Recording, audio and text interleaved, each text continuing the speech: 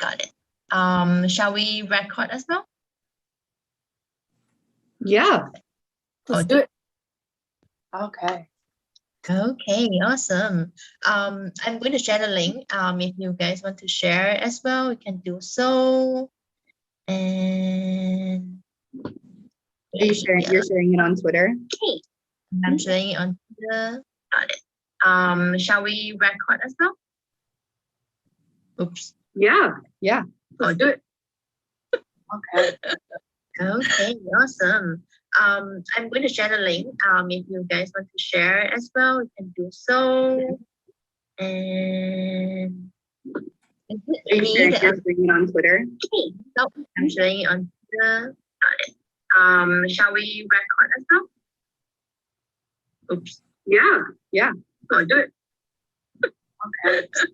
Okay, awesome. I'm going to share the link. If you guys want to share as well, you can do so.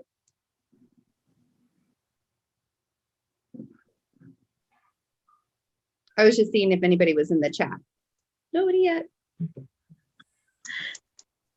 I was a little confused just now because there's like a lot of like echo and I was There was an echo. I have to turn the volume down on the actual YouTube part, the video of the YouTube, and the echo stops. But it's weird. Like you would hope that it would do that on its own. I'm looking for the link to share. Oh, there it is. Yeah, I can put it up. Got it. Cool. Hi, ladies. Hi, everyone. Okay, I have my chat open as well. So if anyone who is watching has any question, they can feel free to send to the chat as well. Perfect. So, yay! Welcome to Slice of Life. And today we have Betsy and Sam with us. Okay, so yes, before we start, I would like to give some space for our guests to introduce themselves and the work that they do. So Betsy, would you like to start? Sure. Yeah. My name is Betsy. I am an astrologer. I'm a spiritual teacher. I have a lot of different titles, I guess. A healer, all of the above. I have been on YouTube for about 4 years now as Fearless Intuition, but I've recently, just in the last couple of years, started to branch out into other social media. And I just am really excited to be here with you guys and to talk about this conscious parenting topic because it's so incredibly important. So thank you for having me. Yeah, it is a pleasure having you here, and as well as Sam. Would you like to briefly introduce yourself to us? Hi, I'm Sam. I am a tarot reader and I'm an Akashic Records practitioner. Over the past 3 years since I became a parent, I have certainly learned a lot about myself, especially in the way that I treat myself and the way that I treat other people. I am really excited to have this space and this connection to, kind of explore the ins and outs of parenting. So I'm excited to learn as well as teach. Thanks for having me. Awesome. It's a pleasure to have both of you. Thank you for being here. Thank you for sharing your energy with everyone. Thank you so much. Yes, so today we're talking on the conscious parenting. So I believe perhaps not everyone listening in here are a parent themselves, but by listening to this topic, I hope that we can also have a better relationship. We can kind of heal our own parents' wounds, the wounds that we have with our parents as well, and perhaps learn a bit on their perspective. That's why I was wanting to start this, and as well as there is a lot of spiritual mama out there, and yeah, I guess both of you have some advice you can give to them, and yeah, let's start. Yeah. Well, kind of like what we were talking before we started the live stream, how we were talking about the first rule in conscious parenting is recognizing that you're never going to be a perfect parent. And so I guess my credentials with parenting, let's start there. I became a mom at 21, and my oldest son is 20 years old, and he has been my greatest teacher. Like, I will say 100%, he's been my greatest teacher as a parent. And then I have an 18-year-old son, and I also have an 8-year-old son. And they're just having all boys for me, first of all, was like, you just don't know the love that you can have from, like, with the boy and a son and his mom. And so I've always felt extremely grateful for my children. I've always felt like extremely, like, I was just blessed for them, that they chose me. Of all people they could have chosen, any soul they could have chosen, they chose me. And like I said, I've been the unconscious parent, and I've been the conscious parent. And I have really had to allow myself through the last several years to not feel guilty for not being that conscious parent for my older two, because now I get to do that. And I get to show them the difference between when you're in fear and you're in the matrix and all of the programmings and all of the agendas that were placed on you, then you are pushing them onto your children as well. Mm-hmm. You get to witness that, and you get to see that when you become a conscious parent, and you realize that you're not parenting from the heart, you're parenting from the mind and from the fear of it all. You're not parenting from the feeling of it. But yeah, I mean, we're all going to screw our children up. We just are. And it's going to be in different kind of ways. And as an astrologer, you know, I have looked at the synastry that I have with all of my children. And I know that for, you know, my older two, I am a wounding in their life. I'm part of their healing process that they need to go through. And I'm fully aware of that. And so I always try to keep that conversation open. So yeah, it's interesting, and you can be really hard on yourself, I think, as a parent. Mm-hmm. And to recognize it, like recognizing that is the first lesson, is to understand that conscious parenting is not perfect either. No, you know, you're never going to be a perfect parent. And if you are striving to be a perfect parent, then you're not parenting from your heart at all. Yep. Yeah, parenting definitely teaches you to have self-compassion, and that's kind of a value that you want to instill in your children, because if they see you being gentle with yourself, it's going to help them be gentle with themselves, which I think is a really important thing to learn as you're growing up, because you have enough pressure on yourself from the outside world to meet milestones, and especially when you get into school, you become so standardized. It's important not to standardize yourself and standardize your children, to kind of let them go at their own pace. And if they make a mistake, that's fine. And also helping them understand that, you know, life is a process and learning is a process. So, you know, when I was growing up, my parents kind of expected me to, once they taught me something, I just had to know it, and that's it. You know, but it's okay to make the same mistake over and over again. You know, how many times do you think that you've learned a lesson only to go back and say, oh God, oh yeah, here we are again. It's the same thing with your kids. And sometimes they just have to continually approach it from a different and higher perspective for them to really learn. And teaching them that they can change their minds. Mm-hmm. Because it's so indoctrinated in schools, in the school system, that this is what you're supposed to believe. This is what you're supposed to do. And I feel very blessed, because my youngest son is neurodivergent. He has autism. And the school that he's in now, even though it's a public school, it's one of the best schools that we've had him in, because they give him the opportunity to remove himself from, they say, it's okay if you leave the classroom, if you need to have a break so that you don't disrupt, you know, so you don't disrupt yourself and you don't disrupt all the kids and all of that. And so my ex-husband and I, who get along really well, actually, we have this conversation, and we joke that he just kind of like rules the school, because he can like go see the counselor or go see the IED teacher or whatever, whenever he needs to.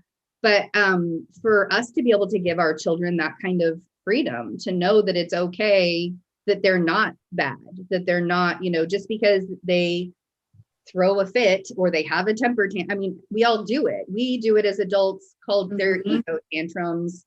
And we were taught to shove that deep down inside, which brought us a lot of illness. So I feel extremely blessed that and I wish that every single school system was like that. The state that I live in, you're not allowed to kick children out of the school. Like, you can't expel kids if they have a diagnosis, but I feel like it needs to be that. I mean, like, why are we expelling children instead of helping them? You know what I mean? Like, it seems like to sort of brush off the bad, quote unquote, the bad kids. I don't know. I remember, like, when I was in school, it was like the vocational tech school that all of the bad kids would end up going to. I never really understood why. Like, why is this a division? Why is that separation? But I think that that's a really big thing when it comes to the community that we're, because everybody's raising our children, not just us. Yeah.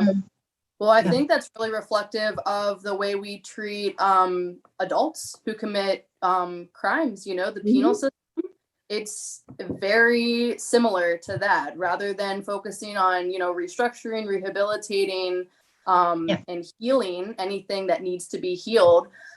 We just punish people and we cast them away. I heard an idea, you were talking about the temper tantrums, and I heard an idea that has stuck with me so hard, and it's the fact that you shout the loudest when you're feeling unheard. So I notice it with my daughter, like, if I'm feeling like I'm not being totally present with her, that's when she starts to act out. That's when I'm like, whoa, what are you doing? She starts like pouring things, or, she'll like throw something off a table. But then I look at myself and I'm like, I wasn't even present with you. I was here, like, lights are on, but like no one's home. He notices that. And it's the way that she, calls me out, kind of like, she doesn't really use language in that way yet, but in her behavior, she definitely communicates to you, and she's like, hello, I'm here. Where are you though? Absolutely. And it's so funny when that and that cry for help comes, because as children get older, that becomes silenced, because if they have been ignored for so long, they realize, well, it doesn't matter how loud I yell anymore. It doesn't matter how much I act out anymore. Nobody's going to listen to me anyway. So I might as well just do whatever I want to do. And like, I saw something on Twitter one day, and this is devastating, but it keeps popping up in my mind. So I feel like I need to bring it up. I saw something, it was an article that there was a teenage, and it's about the pandemic and all of the, like, how bad the kids, like, they just need to be heard. They need to be seen. And I even said that in my own podcast, a couple months ago, that, like, we've got to start listening to our children.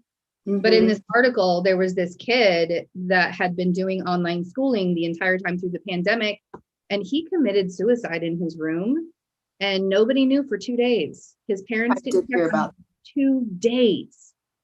And I was appalled at the fact that there were people defending these parents.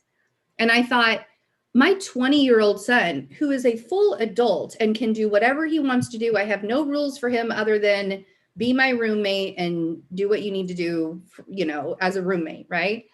I still check on him. I don't hear from him for like the entire day. I'm like, I mean, that's what you do with people in your surroundings.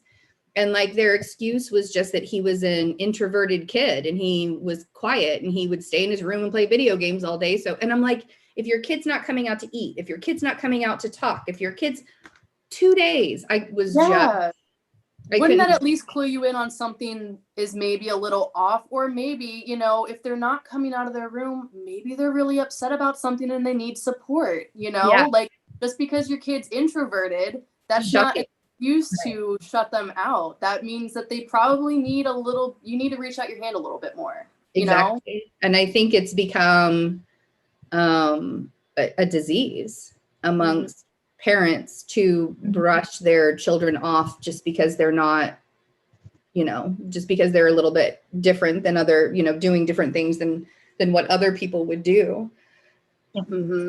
very frustrating, Yeah. which is why parents need to be taught as well. It's not, I mean, like, you know, yes, we can do as much as we can for our children to teach our children, but the parents need to be taught as well, for sure. Absolutely.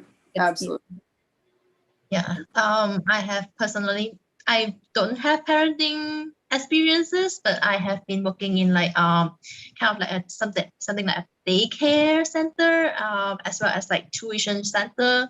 And there's so many times that I noticed is that okay, the parent is supposed to accompany the kid in the daycare center, but there will be like inside the daycare center, they will be busy with their phone, watching Netflix on the phone, and the kids running about. And yeah, it's just like, wow, guys.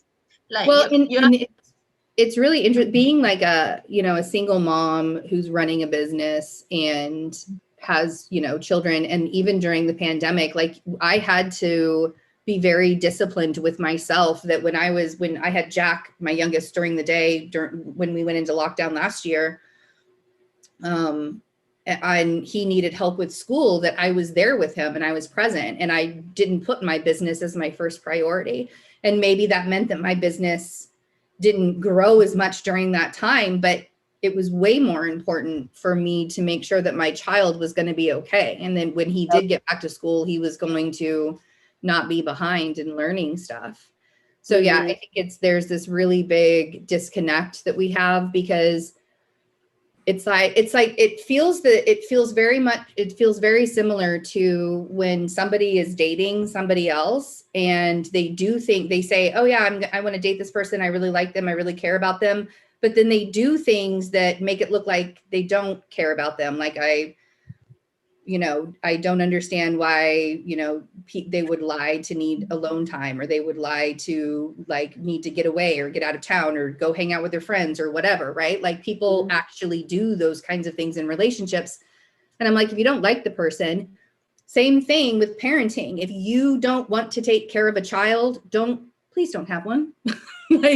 And I think that your generation for sure is recognizing that, like, you don't want to have this kind of responsibility. And I get it. Like, thank God the baby booming era is done, because so many people have had children and so many children have been displaced because they don't want to be parents. And I think that's one of the greatest problems with the world, is people having children who don't necessarily want to have that kind of responsibility.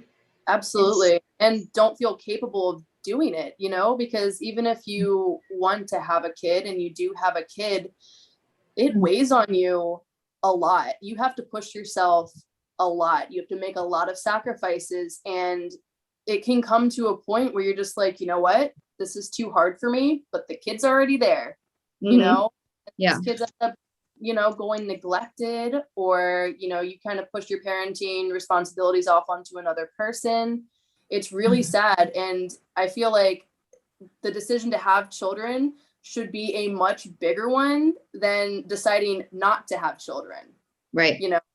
Like there's a lot around, like, if you want to get your tubes tied, there's a lot of pushback on that.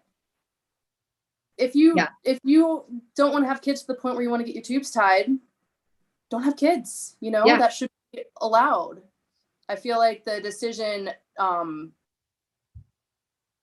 should be a much easier or much more accessible decision to make. Yeah. And I think that goes, like, we could get into the topic where how women have just been abused with their bodies and not being able to make the decisions that they want. Because my generation, like, I'm Gen X. My generation was told, like, if you don't have a family, if you don't have children, then there's something wrong with you. If you're not married by a certain time, if you're not having a family by a certain time. And I'll be 100% honest, before I got pregnant with my son, my oldest son, I didn't want to have children. And when I became pregnant with him, I realized that I had been saying that because I didn't want to be my mother. I didn't want to be the same kind of mom as my mother. And when I started raising him, and then I had my second son 2 years later, I became my mother. I was very angry, and I was very, because I wasn't getting, you know, because when you're making the decision to have children and you make it with a partner, and that partner doesn't hold up their end of the bargain, it becomes it's that burden that is again laid on women. And some, you know, we could even go as far as the burden being laid on men as well, because I know that there are circumstances where that happens, where the mother leaves or doesn't show up for her child or whatever. But I think the biggest thing about parenting is that there isn't a model to do it. You don't have to have, I'm a firm believer, you don't have to have two parents to parent your child for them to be healthy. You don't have to have a man and a woman to parent your child for them to be healthy. You don't, you know, if there's only one parent that's able to do, you know, certain things, we have to remember that there are so many different ways that we can parent children, that it doesn't have to be that big of a burden. It doesn't have to be something where you feel that weight on you, if we allowed ourselves to open up and a little bit more about it and be like, oh, wow, it doesn't have to be, you know, that kind of a situation. Because bringing a child into the world, and I know that this happened with my first two boys, bringing a child into a burdensome situation into the world, that is ingrained within them when they are in the mother's womb. And that doesn't change unless you, because I know that I've done a lot of generational trauma healing. And part of that is so my boys don't have to hold on to what I gave them before they were even born anymore. And that's, I think that's the biggest part of this, is recognizing that parenting does not look the same in any capacity, shape, or form either. Nope. Yeah, it's individualized completely for each child. So whatever like parenting tips that we could go through here, it'll work for some kids, and for other kids, you have to try a different approach depending on like their unique communication style. Their love language is also an important one. I did read somewhere, and this kind of broke my heart, that your love language is usually what you didn't get as a kid. Mm-hmm. So like my love language is quality time. And I did feel a lot of the time, especially with my dad wasn't totally present when I was a kid, that I really value when someone, you know, gives their full attention to me when they're with me. And I've noticed that my daughter has the same thing. She doesn't really care what I do for her. She doesn't really care what I say to her. What really matters is that I'm sitting next to her on the couch and I'm watching something with her, or I'm engaging her when we're going for a walk in the woods. But it's really important to kind of tailor your approach to parenting to what your kid needs on an individual level, rather than some protocol or template that you've been presented with on like how to be the perfect parent. Yeah. And to take the time to watch your child, to see what that love language is. It's a really, really big thing as well. Yeah. And letting, and even as young as 3, as you know, as young as your daughter, letting them know that it's okay to express their emotions. If they're upset with their parent, it is okay to express that they are upset with their parent. It is okay. Yeah. And because I think that was one of the biggest things for me growing up, was that I was so responsible for my mom's own emotions that anytime I expressed my emotions, they would become hers, like every time. And that all the way up into my adulthood, even to the situation that I went through this summer, where she came to the hospital and made the whole situation about her and love bombed me. And then I told you guys how that all turned out. Like, we just, you know, we're not talking anymore because of that. And I think that it's just extremely important to remember those kind of situations, and to know that if you're not listening to your child and then you're getting mad at them for the way that they're reacting, it's really your fault. Like, they didn't need, all they wanted was to get your attention. And that's what children are supposed to do. Get attention. Like, they're not adults. They don't know how to do, you know, we have to teach. Why do we think that kids just come out of the womb and they know everything already? It's so weird. Oh my God, it is weird. It is weird. And like I said earlier, how you teach a kid something one time and they're just expected to know it and never mess up ever again. Like, that's not how I learn though. I make mistakes all the time. I'll make the same mistake 5 times before I actually learn. I always make fun of myself because I'm like, I have to learn things the hardest way I possibly can. And sometimes that's just what you have to do. And I'm stubborn, man. I am and the universe will be like, okay, well, if you're going to be stubborn, it's going to be worse. Yep. There you go. I'm like, that's fine. Yeah. Wow. Yeah. Also, I would as I'm listening to both of you talking about this, I'm also like having a lot of like how to say relation to me and my parents, my mom, because she actually for my mom, she left for work because I'm like single parent child, so she left for work when I was like 4. So up to now, I do want her attention, but I do not want her attention as like her type, because her type is the hovering and like, how are you doing? Are you doing this? Are you doing that? I'm just like, no. Which is so funny because I wish I would have had a parent that hovered over me and asked me how I was doing.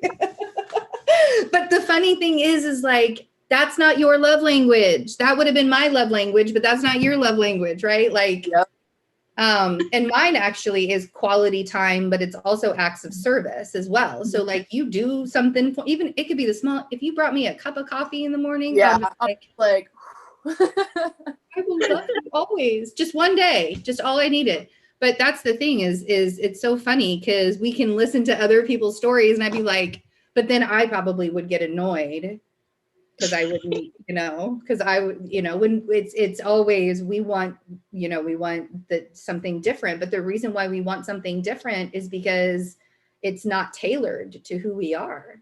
And that's the difference. It's like, well, that's a great mom to have. Not today. But that's important to recognize, though. That's important to recognize because, and it's not that you're even saying that she's a bad mom. That's just not something that you resonate with. That's not something that your energy literally repels it. So yeah. And also, you even brought like teaching your parents too to that stuff. Teaching my parents is I was like, okay, so I moved out last year. Like I have been spending my whole life living with my parents. I'm actually up to 2030 that I'm living with my parents. Okay, and last year I'm like having my first year to fly somewhere, leave my home. Okay, and my mom couldn't stop that. So that was kind of like an annoyance to me because I'm far away and she is still hovering on me. Yeah. Yeah. And it actually took some time. I actually took some time off with her. Yeah. And all that time I do feel guilty as well because it just like she has done a lot of things for me. I think she's like the perfect mom for Betsy. She's like act of service. It's her first like love language. She will act of service. She will wake up very early and cook my lunch, cook my dinner for me, and then make my breakfast for me. And I'll be like, nope, this is not what I'm looking for. You're too much. Yeah. So is that of course I think I recently tweeted about that as every week I have to call her right now still to let her know that, hey, I'm safe and sound over here. It's just that it took some time like for us to understand each other. Like I guess that is what I'm like wanting to say is that sometimes that's so good though, because as an adult you can look at, because she still sees you as a child.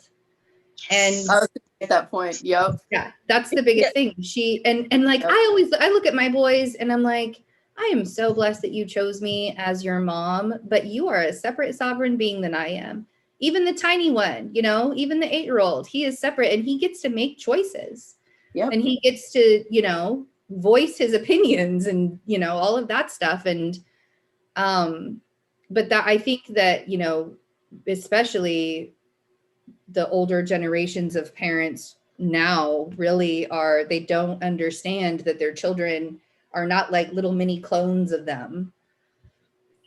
I Yep. always cringe when I see moms and babies dressed alike. Like, I mean, I love the passion of it. I love how they want to be, but if it's every single day, you're not even letting your child have Their own their style identity. and identity. Yep.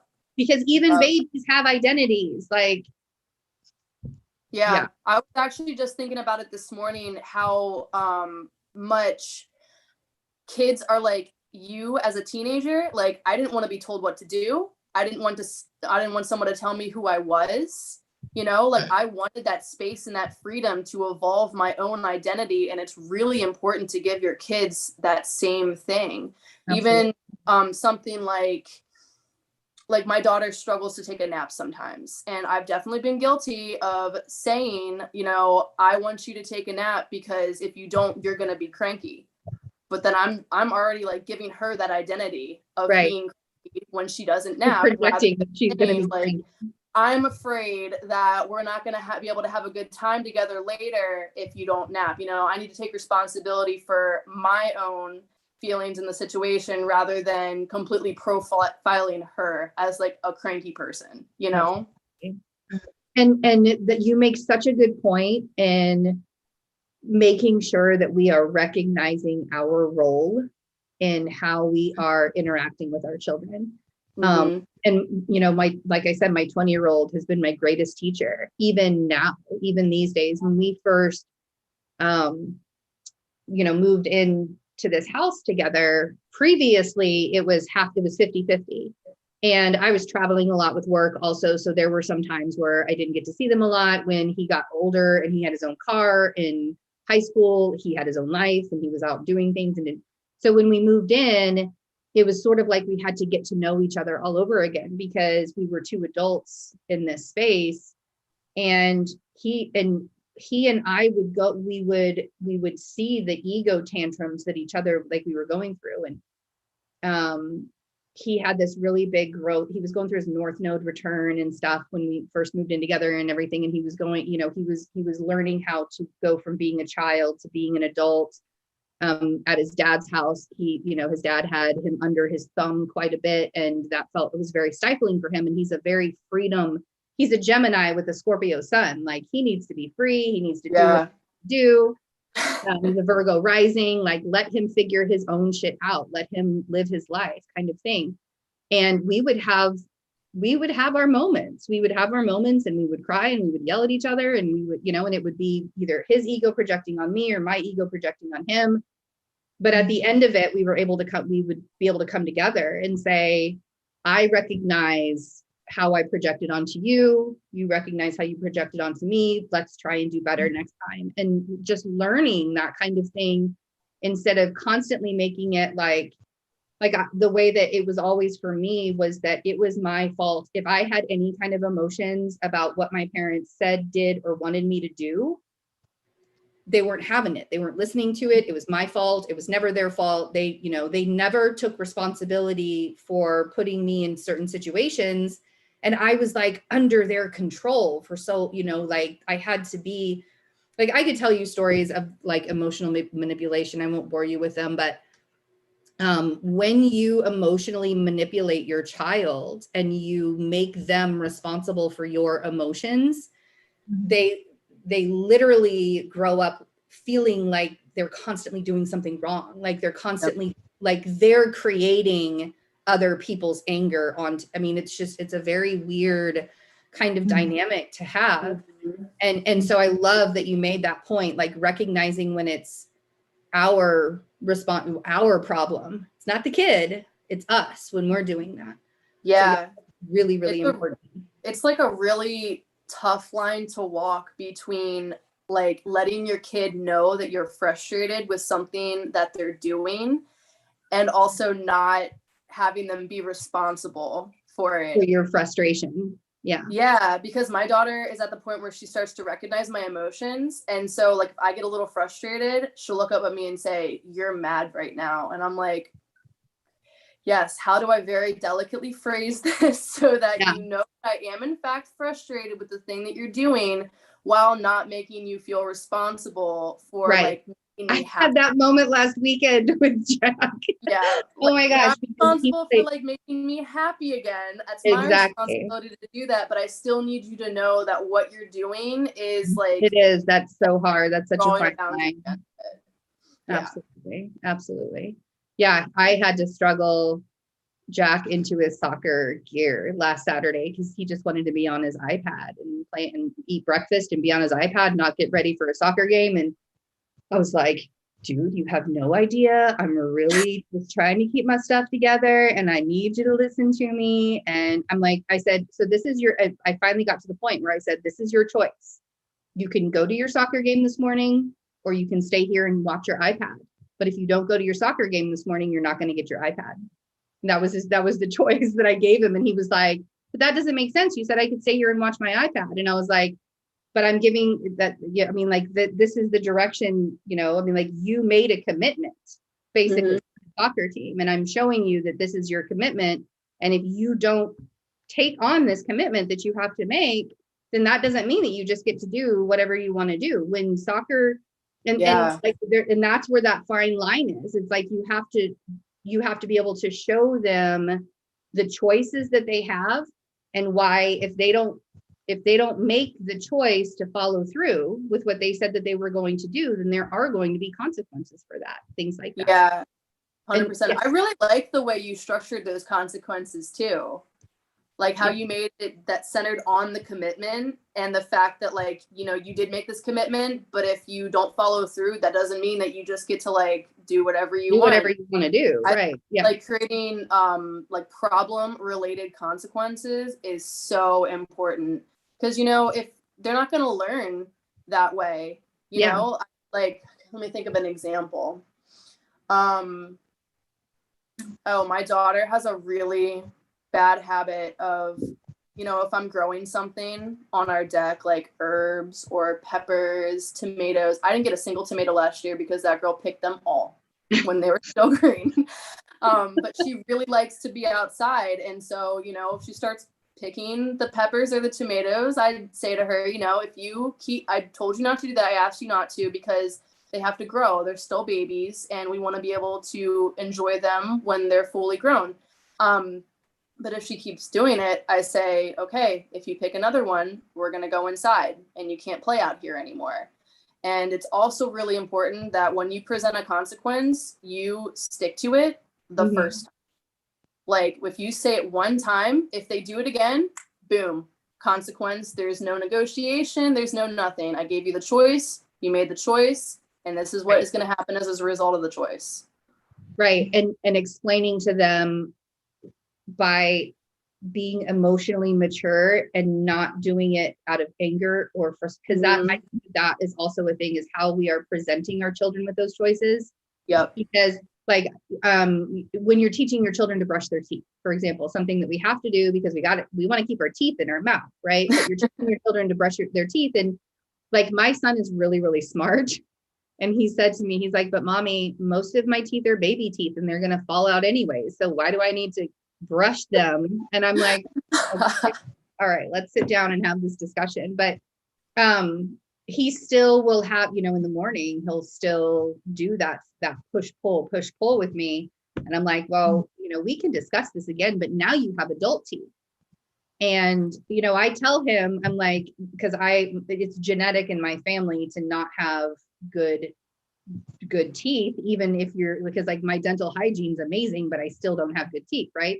So I even tell him, I'm like, you know how mommy has had teeth, her mouth has hurt before. You know, he's watched me go through that. And so I'll say to him, I'm like, that's the stuff that happens when you don't, you know, I don't go into the whole like, you know, genetic thing, but I'll say to him, you know, we make choices every single day. And if you choose not to brush your teeth, you're also choosing that you're going to have rotted teeth or they're going to fall out prematurely or something's going to happen to them. And and sticking to that point over, you know, until they get it. And I think that it's the patience. Like a lot of people don't have patience with kids to do that. We don't remember. And it's like what you said, how you can't show a kid one time, like what your parents did, Sam, how they showed you and they just expected you to know it. Yep. And that's not how everybody works. So yeah, I think it's very important that we don't go to our children with those choices out of frustration or anger, or it's just what it is. That's a big emotional mature. That's really a big thing. Yeah. It's also really hard to learn when you're scared. When someone lashes out at you. I remember like my household was pretty angry growing up. And so I always felt like I was walking on eggshells, because if I did something wrong, I would just get screamed at. And I've noticed that I do that to my daughter sometimes. I still carry that. It's something that I'm trying so hard to break, but like that rage, it lives on inside of me.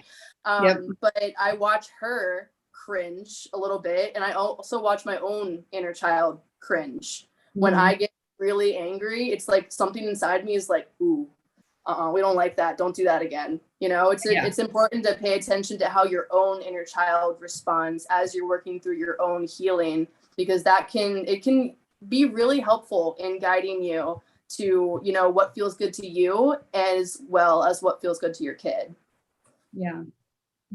Because when that's the stress response, the adrenal, when we are in fear, and when it's a constant thing like that, like, I grew up in a very stressful house, and when Paige talking about like teaching our parents, one of the things that I tried to talk with my mom about it, and I tried to show her, was that everybody in the house walked on eggshells with her. We never knew what kind of day she was going to have. We never knew what kind of mood she was in.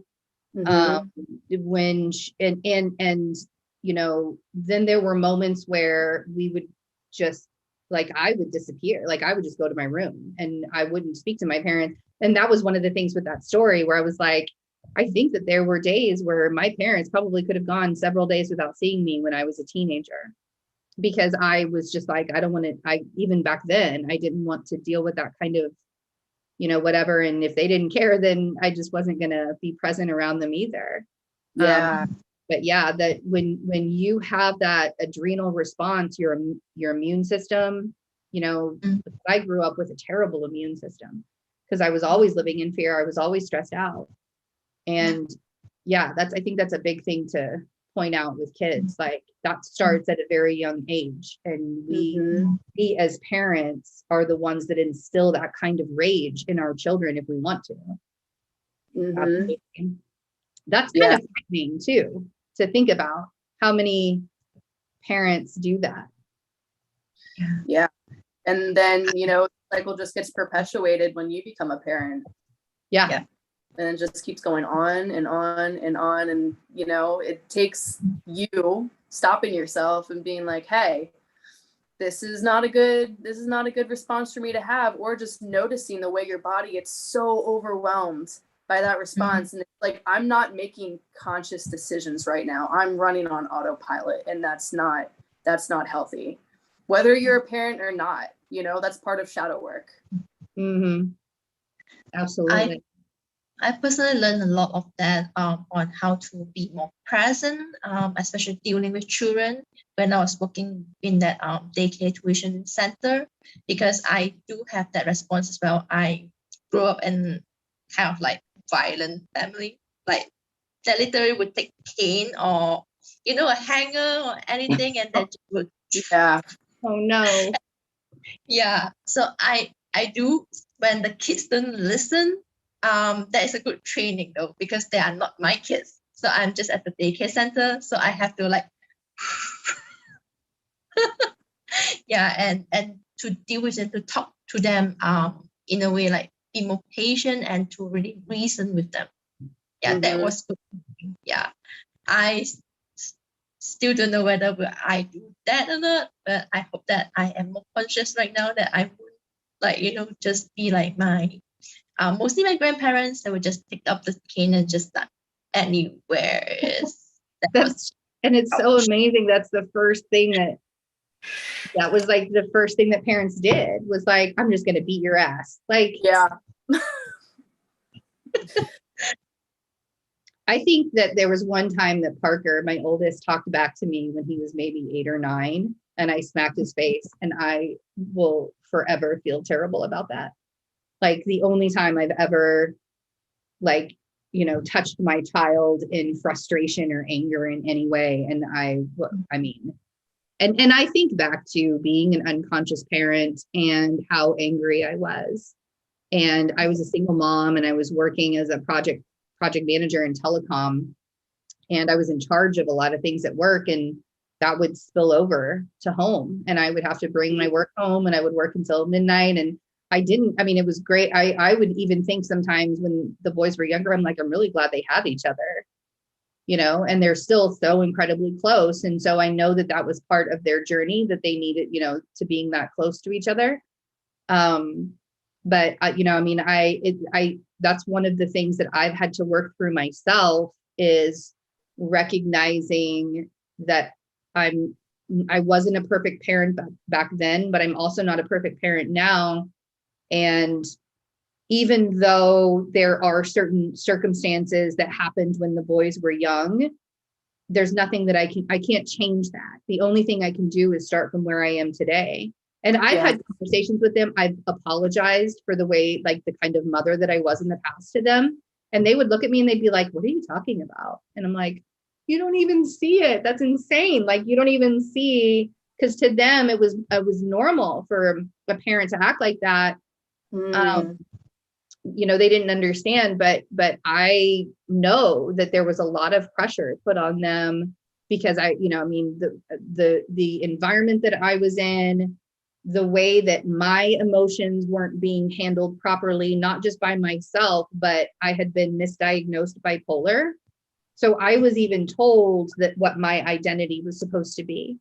So there are a lot of things that I have to look at that and just, be much like really kind to myself and say, you can't do anything about what happened in the past. You can only do stuff moving forward. So, and to remember, and like, even if something were to happen yesterday, like Sam, like you get upset with yourself because you get frustrated and you find yourself, feeling that rage sometimes.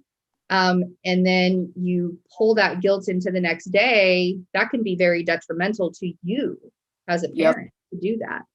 So recognizing then our own faults and being kind to ourselves is really, that's a big tool in us being kind to our children, because we have to remember that our children have faults, Yeah, absolutely. And it's also important to apologize to your kids when you've stepped out of line. Sincerely apologize. Sincerely. Yeah. Even my daughter can't really understand much of what I'm saying, but she understands hugs. She understands the apology. And I've gone into her room when she's even sleeping before, and I sit down, I'm like, what? I'm really sorry. I'm still learning, I think it's really important to still put yourself in the role of a student to your kids, so they know that you're still learning too, and it's okay to still be learning. You don't have to be an expert.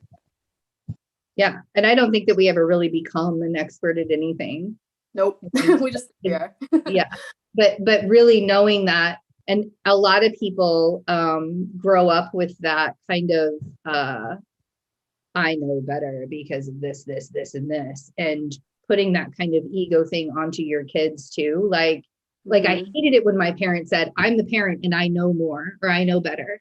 Yeah. And I'm like, but you're not living my life. So how can you know better than myself? Right. Yeah. I think that also, a lot of that. On that point, it teaches children not to trust themselves. It teaches them to look outside of themselves for guidance, rather than saying, okay, this is what I'm being told, and this is the basic structure I'm being given, but what feels good for me? Where does my own truth fit into everything that's been presented here? I think that's really important to instill in your kids, to be their own beacon of truth and authenticity. Yeah. One of the things that yeah, one of the things that my mom actually said to me that led me to forgiving her, like and actually reconcile with her last year, is that she always tell me that she's not a good parent. She will always be like, I'm not a good parent. I do not know how to take care of my own children, and I'm doing my best, and that's why I like eventually I'm like, oh yeah, she is still learning, and it is so important for, like, from a child perspective, it's so important for us to recognize that and don't put the moms on pedestal, because there's so many out there who is like playing that mom is God, like I'm always right, and hence the kids will be like, you are not, and then they will start rebelling. Mhm. There is this dynamic over there. Yeah. Mhm. Yeah, we're not learning from our kids because they're the ones that know, like, the innocent truth of it all. They're the ones that aren't scarred by what the world has done to them yet. If we're not listening to our children, and I know that, like, Jack turning 8, that's about the time when they start to realize that the outside world has an influence on them, that it's not just about their parents and their life and their siblings and all of that. That's when, and I know that for some it's like kindergarten, but I remember, that 8-year-old time is when their personality really starts to shine and come out, and they become a little person instead of a baby. And really, allowing yourself to be flawed is a big thing. But I wanted to say, with your mom saying that she's not a good parent, it's very interesting that that's the perspective that she has. And that's got to be a trauma response from, I mean, like, I don't know if her mom was a different kind. Was your grandmother like just really like on everybody all the time? My grandma is actually the Virgo, the Virgo who is in everyone's business. Yeah. So yeah, and my mom also, I think she felt guilty because she has never really been in my childhood. So yeah, as she is also reflecting, and then she, like, when I live with her, truly live with her, is when I was about 20 years old. Yeah. And she will always, every now and then, will be like, hey, I'm not a good parent to you. I have not been there for you. And yeah, I think she has her own healing to do. And I can understand that. I am trying my best. Like, wherever she needs guidance, I will give guidance to her. That's all. Yeah. I actually talked about this with a friend last week because I kind of just put 2 and 2 together. Parents that are absent when you are a kid, they tend to then hover later on in life because it's like they're trying to make up for that lost time. Like, I know my dad definitely does that to me, where now he's trying to step in and parent me. And I'm like, I don't need one anymore though, But it's kind of the same thing for you, where she's trying to make up for what she lost. And now she's trying to be that really good parent. But you're like, I don't need that anymore. I needed that 20 years ago. Well, and that's exactly what my mom did as well. Like, her daughter became sick, and all of a sudden, and I even said that to somebody, I'm like, it's amazing. It's like she became the mother that I always needed. She braided my hair while I was in the hospital, and she was there every day, and she would bring me food, and she would, all the things, right? All the things that mothers are supposed to do. And I think that was her guilt coming on because she wasn't there for me as a child. And during that time, I thought it was amazing because I was like, oh yes, we're going to heal things. We were talking about stuff. Everything was being laid out on the table. And then one moment triggered her. And that's where that thing is like, that's why you have to look at things and be like, are they being sincere, or are they trying to make up for lost time? Are they actually here to help me, or are they helping their own ego by saying, because now what she can do, because I refuse to have her in my space, or it's not even that I refuse to have her in my space, it's that it's my choice when I get to have her in my space again. Like, I'm going to make that choice on my own time when I want to. And whether it happens or not is up to me. It's not up to her. She doesn't get to decide when she's in my space. And that's hard for her to understand, because she's still attached to me as if I'm like the umbilical cord, right? Like, let go, please let go. But yeah, that whole, that we have, when it comes to dealing with our own adult parents, we have to ask ourselves, is this happening because they want things to actually be better, or is this happening because they need to make themselves feel better? And either way is not right or wrong, but you have to be the one that chooses for yourself every single time if that's something that you're willing to, compromise, I guess, on. Like, okay, fine, well, I guess they're trying, kind of thing. I got to the point to where I was like, she has done this over and over, and it doesn't matter what I say to her. It will constantly be that thing over and over and over again. And her guilt is not my responsibility. Yeah. So I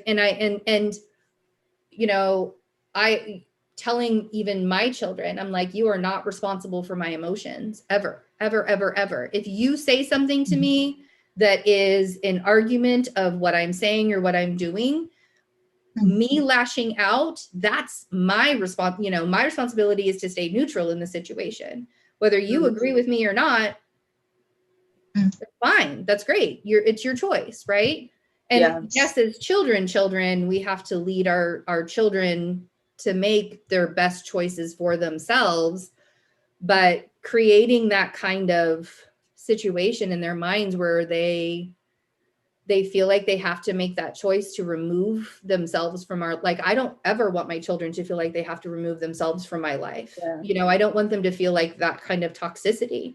And that was my trauma that I had to heal within myself. So I didn't pass that on to my kids, because easily, if I were a different person today, this, my 20-year-old would not even talk to me. Yeah, no, I completely resonate with what you're saying. It's also really challenging to become a parent so young, like when you're still forming yourself, because you had your kid at 21. I had my daughter at 23. I hadn't even graduated college yet when I got pregnant. And so I was still in kind of rebellion stage and a party stage. And I was like, oh my God, I can take care of another person now. I know, I was too. Figured out myself.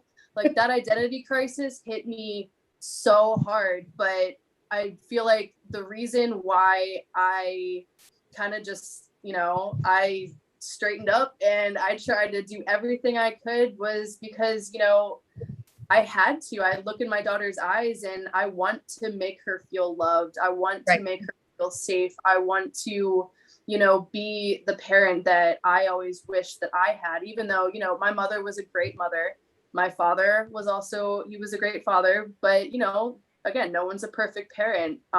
But just, I always look in her eyes and I'm just like, every single sacrifice I've ever had to make, every time I have to call myself out, it's for you. It's for me, but it's also for you. And I love you so much that I will commit myself to this work so that you can grow up feeling loved and feeling heard and feeling safe and welcome. Yeah, 100%. I think that we need to make sure all of the kids feel that. Yeah. I wish that I could just take them all and be like, you're going to be fine. I know. It breaks my heart that there's so many kids in the world that just don't feel like anyone hears them. Yeah. Anyone sees them. It breaks my heart, and it makes me want to do the work so that if I ever come into contact with a kid, at least if it's only a 5-second interaction, that they can at least know that someone out there genuinely does care for them. Even if it's just a blip. Yeah, that's all really that kids need to know, is that they're being seen and they're being heard. And they're being guided, for us to think that they know anything, the audacity for us to think that kids just automatically will know stuff. I think that's that needs to change in a really big way. Yeah, especially in receiving love. Like Yeah. kids have a really hard time if they're not used to receiving love. They just, even if you're trying to show them love, they don't know what it looks like. They don't know how to reciprocate it. They can Yeah. they completely shut off to love, and then they start acting out. Yep, absolutely. Yeah, I was about to add there is when you guys saying that kids need to be seen and be heard. I think the kind of like an issue that I'm noticing with the parents is that the parents themselves are not listening or hearing themselves. Mm-hmm. Which That's a really good point. Absolutely. That's a really good point. Well, Yeah, and, not and even- if you yourself as a child weren't seen or heard, and you're not listening to yourself, yes, that could come out in a lot of angry ways. Mm-hmm. And kids learn that. Yeah, Mhm. I actually asked a question on my Instagram this morning. I asked 2 questions. So the first one was, do you think that people are generally doing their best? And so I had people answer that. And then I asked if you thought that you were doing your best. And I was astonished by the number of people that said no. Wow. It's like almost 50-50 where Wow. people think that they're doing their best. And it honestly kind of breaks my heart, because like people don't have any compassion for themselves, Not and at they don't all. see themselves really trying, even if like your best isn't living up to your own standards. Look at your standards. Like, how high are your standards where you feel like, even though you're probably trying really hard right now, like I genuinely believe that people are trying their best with the wisdom and resources that they have, but how high are your standards when like you can't extend any compassion to yourself and notice that this is just a lack of love, that you're not receiving love for yourself. Absolutely, 100%. And that's a big thing I've recently had to learn for myself. And a lot of it has to do with being sick, because you blame yourself also. When you become sick with something, you begin to blame yourself you do the blame and shame game. That's what I like to call it, the blame and shame game. Because you're like, all of these things I could have done to change my outcome in life, and da da da da da da, and why did it? And it's like no, if you look, you can see, yes, maybe there are some things that you did in your past that created where you are today, but that you can't do anything about that. And so giving yourself compassion to start from where you're at now, which is the absolute perfect place to start. And I know that now doesn't actually exist, because now is in every single moment, but time is human construction. Yeah, being in the present moment, allowing yourself to stay present. And I even, put something up on Twitter and then also my Instagram yesterday about regulating your nervous system. Like our nervous systems are all on overdrive. We're constantly in fear of being sick. We're constantly in fear of somebody shooting up a fucking building, excuse my language, but like literally everybody is living in fear. And even if you are somebody that is emotionally mature and you can regulate your nervous system, that fear still seeps in. I mean, I don't watch the news on a regular basis. I even don't even really go out in public a lot these days, only if I absolutely need to, because I know that I suck in energies very, very easily, and I'm not willing to compromise myself in that way anymore. But because we're all sitting within this like fear kind of thing, we are really, really hard on ourselves. And that's the opposite of the immune response that we want to have.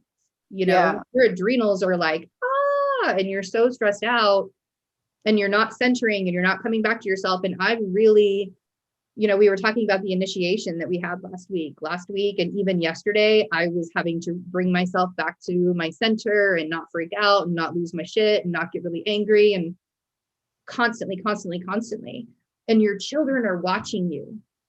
Yes. Your children are watching you, how you are handling this world. And everything that's going on in it. And like, my oldest was born 3 months before 9/11 happened. He was born into a world of fear. He knows none of my children know anything prior to 9/11. And that it's been a fearful world since then. And it just, it seems like there's just something new. There's always something new that we have to worry about. So so your children are watching how you are regulating your own nervous system and not being a fearful person and not arguing with people who, like, honestly aren't going to be listening anyways. Paige and I were talking about that. It's like, why is everybody so mad? Yeah. I was just thinking about that recently too. Your kids are watching how you create relationships with other people too, and how you respond to people who are different from you. I think we do a lot of, we're so divided, like, especially in the United States these days, along lines of vax versus anti-vax, liberal versus conservative. It's just like a constant state of division between everyone. And I really think it's important for everyone to reflect on how you ostracize other people based on their belief systems, and how are your kids viewing that too? Do you want your kids to grow up hating someone? Like, isn't that what we're trying to pull back on? Yeah, we're trying to fix that. That's something. That's the way of the past, and now we're trying to, create equality and diversity and everything. But then we turn around and we ostracize people for thinking differently than us. So it's not really doing, all of our, theory isn't doing anything if we're not putting it to action. Exactly. Well, and it's so funny. The thing that makes me think of that is my ex-husband with my 8-year-old. My ex-husband lives, I'm in Kansas City.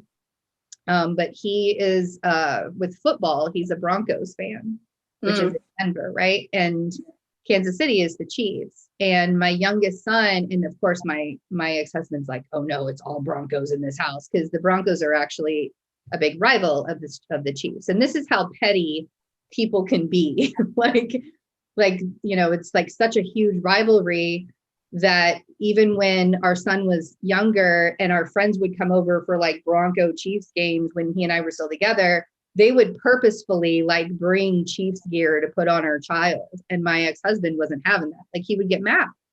And I'm like, why are you getting mad at like people just having fun and playing and like whipping you a little bit? Like, what's the deal? And my son gets older and he recognizes that all of his friends are Chiefs fans. And all of the people that he is around, because there's not that many Broncos fans in Kansas. I mean, there's several, but there's a lot, I'm sure, but not as many as the actual hometown team. And he decided that he wanted to be both. He wanted to be a Chiefs fan and a Broncos fan. And my ex-husband says to him, and we know like that's not really possible. Like, if you know what the whole thing is, but my ex-husband got mad at me. No, you can't. You have to choose. I was like, I looked, because Jack told me that. Jack's like, Daddy told me I had to choose between the Broncos and the Chiefs. And I was like, you don't, buddy. You can wear it. You know what? I'm going to get you a jersey that is half Broncos and half Chiefs so you can be a fan of both. Like, seriously, it's so annoying that we are like indoctrinating into our children. This is what you have to believe. It's like with Christianity. Like, I took my children, because I was a Christian for a long time. I was even a theology, like a high school ministry teacher at the church. And so my kids would go with me when they were younger, and they loved hanging out with the high school kids, and we'd have a lot of fun. But as they got older, and even when I was still a Christian, I was like, no, I want you to choose. You don't have, you don't have to come to church with me. You only had to come to church with me then because you couldn't, like, that really wasn't your choice. You couldn't stay home when you're 6 years old. So yeah, mom's going to church, you're coming with me. That's how it is. But like, as they got older, we have to give our kids choices, and we have to make sure that they know that it's okay to change their mind. Yeah. And that they don't need to believe that you have to wear masks, or you have to get a vaccine, or you have to do whatever it is that the world is telling you that you have to do. You get to change your mind with that, and it's okay. You're not going to get in trouble. Yeah. I think it's also really important to teach kids like values rather than beliefs. Yes. Yeah, it's really important to make the differentiation. Like, you don't have to follow, the Christian theology as like so much as caring for your neighbor, being kind to one another. You know, it's really important to instill in your kids how to be a good person based on a value system rather than this is what exactly a good person looks like. Yeah. Because good people look different. Everybody looks different. Yeah, absolutely. A really big way. Yeah. Really love that. Just listen. Really love that. Yeah, choices is a very good one to really like give to the kids, and also as earlier Betsy was highlighting to them, like the choices sometimes might lead to different outcomes. Let them know the outcome. Let them choose for themselves. Exactly. My mom always tell me, like, you can do whatever you want. You want to go and get pregnant, you can do so. Just be responsible for your own choice. And I love her for that. She's a Libra, so Libra sun, and she's always be very fair. You can go and live your own life as long as you don't regret it. Always that balance, that really good balance. Yeah. Yeah, 100%. It also makes you feel, justified in making the choices too, because even if you experience a consequence, you still embody the lesson more fully because you made that choice to learn that lesson in that way. So it's almost, even if it's a negative consequence, it empowers you to maybe do things a little bit differently next time, but at least like you as a sovereign being chose that for yourself. And I tell people that all the time because they have to remember that nobody is going to be able to tell them how they're going to learn, nobody. It's like, again, with my oldest son, I point, his room's over there, so I keep pointing that direction. With my oldest son, his dad would always say to me, I just don't want him to make the same mistakes that I did when I was a kid, when I was a teenager, when I was this, right? And I would say to him, I'm like, that's great that you don't want him to make the same mistakes as you, but you also have to let him make mistakes. Yep. And even more so, I know what Parker's chart looks like. So I know that he has to be responsible. He has to find his purpose in life is to find that responsibility, but the compassion for that responsibility at the same time. And that was the thing. His dad was always trying to parent him from the point of view of Parker not making the same mistakes that he did. And I'm just, you can't project what you did onto your kids. And Parker is not, Parker's going to do what he wants to do, and he's going to make and I love to use him as an example because he is so free and he allows himself to be free, and he doesn't allow other people to make him believe certain things. And he's really worked hard on being that person. And I mean, obviously you can tell how proud I am. Like, let me just gush all over. but it's been really cool to watch the transformation of that happening, watching him go from being a child to being an adult in such, in that kind of capacity. And another thing, just really quick, the fact that we push our children out of the house at 18 years old is the strangest concept to me. I know when I was 18, I did go to college, and I ended up dropping out because all I wanted to do was party. I was like, yes, I'm free from the shackles of my home. I can do whatever I want. And but again, wasn't taught how to regulate myself. I wasn't taught how to, I was so closed off, I guess. I was so closed in that when I decided that it was time for me to be free, I just allowed myself to be free.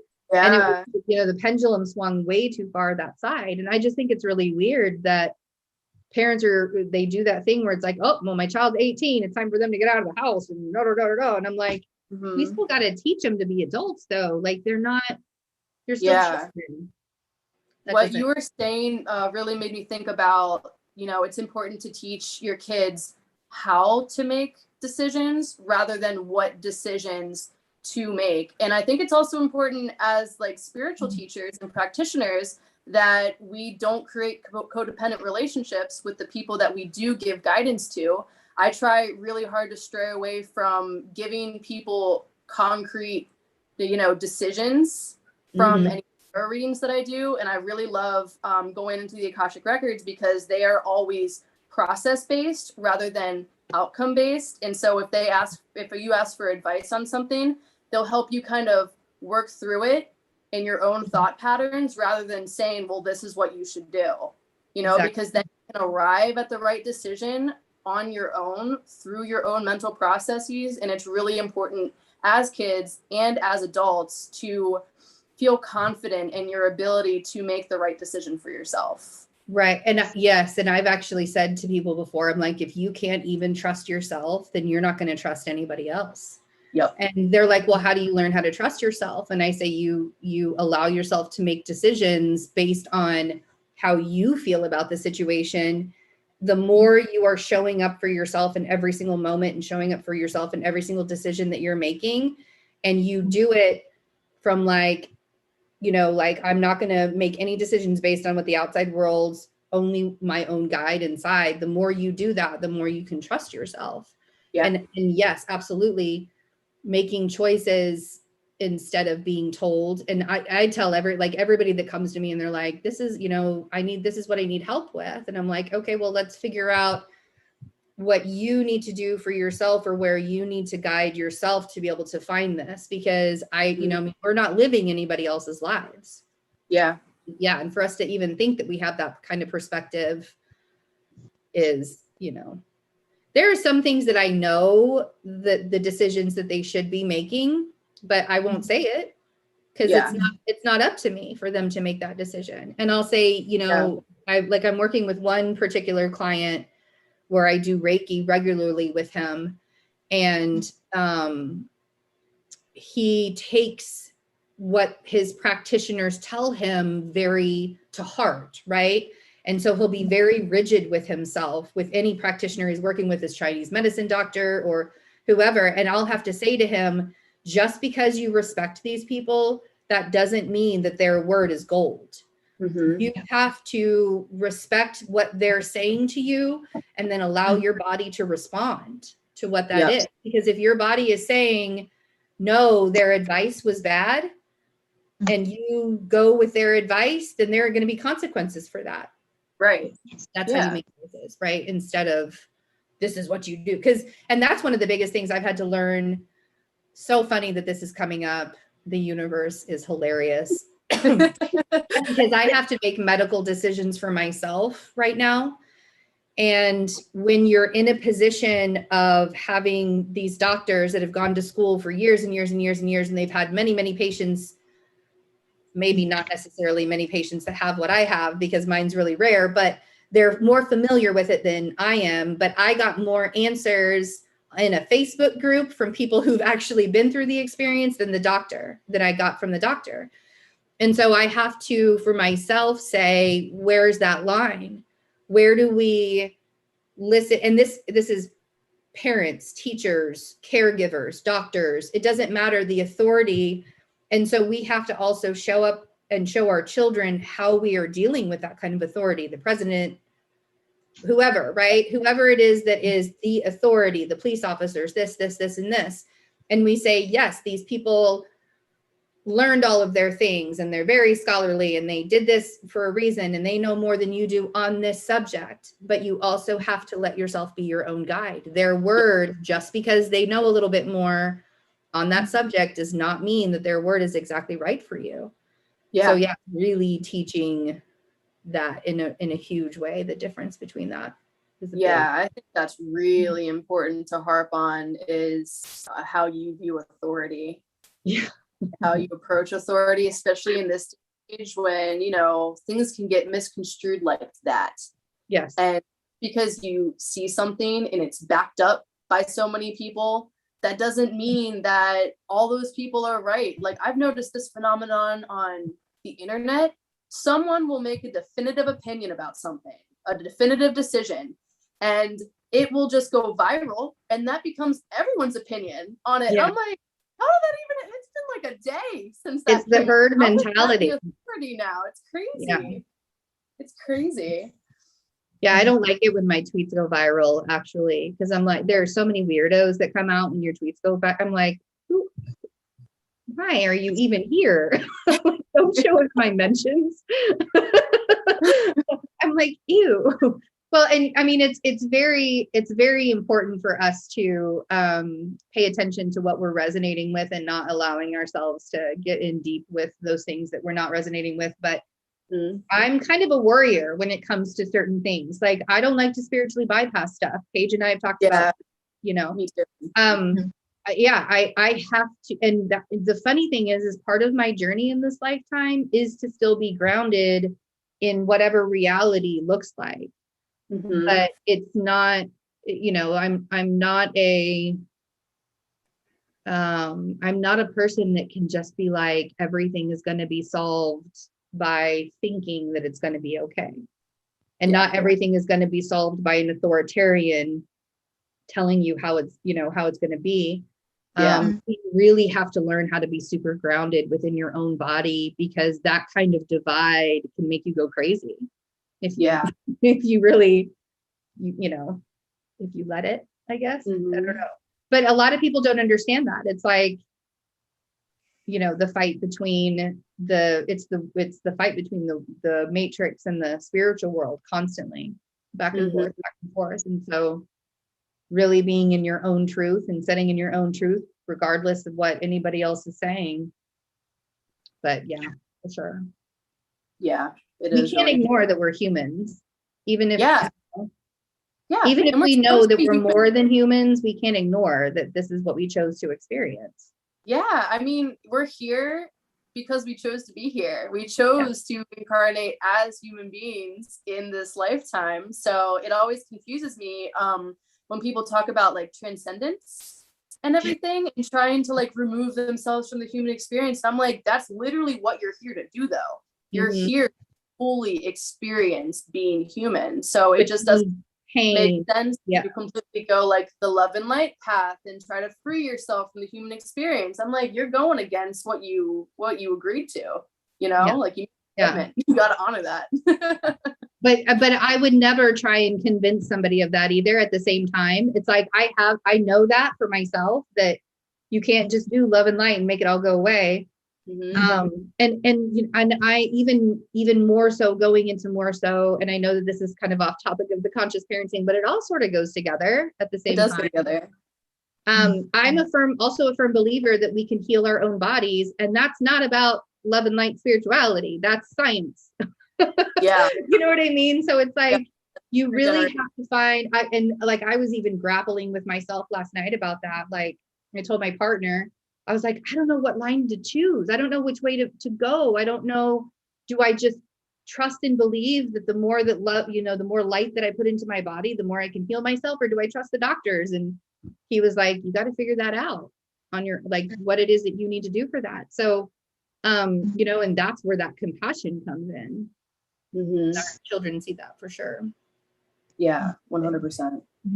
Yeah, I often tell my clients, especially when they're coming to get a Reiki and hoping that I can heal them, I'll be like, I'm not going to heal you. I'm just going to send you energy, and it is up to you and your body how to use this energy. And please get off your medication just because you're getting Reiki. Like, no, don't do that. Yes. 100%. Well, yes. So important. And I've told people about the stories where I've taken myself off of my own medication, and in the same sentence I will say, but if you are in the position, you know, I'm my own person, like, I'm not going to tell anybody what they need to do, because I was a really big advocate for mental illness since I was misdiagnosed with bipolar in my mid-20s. And I was medically induced, basically bipolar, in and out of the hospital with medicine changes and stuff like that. And so I was a really big advocate for the stigma that because I would always say I am outside of the bipolar box, but it's because I believed an authority figure looked at me and said, this is what you have. And what really was happening was PTSD, but they didn't take the time. They just looked at how I went manic and threw me. And then I got depressed. And I'm like, those are the same symptoms as PTSD. Like, can we, you know, but I listened to an authority figure, and for 10 years, for an entire decade, and it started at my Saturn return. And then for an entire decade, I was medically induced this bipolar. And so I am now even more of an advocate for mental illness, but also saying, like, you know, just because you're feeling a certain way, you need to really like get in touch with that for yourself. That's that emotional maturity for sure. Yeah, and make the decisions that feel good for you. If you want to take, if your medication really helps you, take the medication. Yes. You know? Yeah, I tell the people the same thing when they get healings from me, like even like through the Akashic records. I'm like, you know, I can do this energy work for you. I can clear up your channels. I can, you know, align things in a certain way to give you certain results. But ultimately, it's how you integrate the energy, because if you're like on a cellular level resisting this, then the energy is just going to regenerate in the same way. It's not like a one-time fix all, you know, like, I'm sorry, we can heal your inner child, but that doesn't mean that these patterns aren't still going to come up for you. Exactly. Yep. 100%. That could be like a whole different conversation. That we could get into as being healer practitioners. That's funny. Yep. Yeah. Man, I think this is holding the space, Paige. This is awesome. Mm-hmm. Yeah, yes, I love this. I love listening to both of you, and just like relating that to my own as a child. How do I view my mom and all that? Yeah, it put a lot of things in perspective as well. Good. Yeah, love that. Yeah. And now I can go and reparent my own inner child with some of those tips. Yeah. It's a constant work in progress, that's for sure. It really is. And I love that though. I love that it's a constant work in progress. I think that for a long time I was really angry about it being a constant work in progress. Like, when does this ever end? And it doesn't. That's the point. If you're not learning something new about yourself or about the world every single day, then you are really stuck. You are staying stuck. Yeah. Well, that's the beauty in it too, because where's the fun if you just hit a certain point and all your growth stops? Yeah. You know, what's the point of being here? I always I think about the fact that there's a lot of people in the world who resist change in policy, in like social dynamics and everything. And it just is so confusing to me how people think that we've already reached the peak of humanity. Like, this is the best we're going to get. And there's nothing that we can improve upon, nothing that we can do differently to set people up for a better future. I'm just like, why do we want growth to stop? Yeah. Why do we want to reach the culmination? It's what's the word? I hate when that happens. It's I wanted to say intimidating, but it's not intimidating. It is it's frightening for the people that don't want the world to, because if the world change, it disempowers. It disempowers people. When the world changes, it takes power away from certain people. And those certain people who have been in power for a very, very long time. I mean, I was like thinking about this the other day. We have 70 and 80-year-olds running this country. And how many times has science told us that by the time you get to 70 years old, and I'm not saying that every 70-year-old has a detriment mentally, but it is scientifically shown that by the time you get to 70 years old, your mental starts to deteriorate. Mm-hmm. And the fact that we have that generation still running this country means that there are some people that are very scared who are in power that don't want the power taken away. 100%. Right. And that just goes along with teaching about the authority, because, I say all the time, I'm like, of course, Gen X is just sitting back and waiting for the shit show to happen, because we don't want to take on everything our parents. Yeah. That's why our parents are still running the country, because we don't give a shit. We're like, until you guys can step back and walk away from the issue, that's when we'll step in. But we're not about to fight about it. The Libra Pluto generation, they're not going to fight.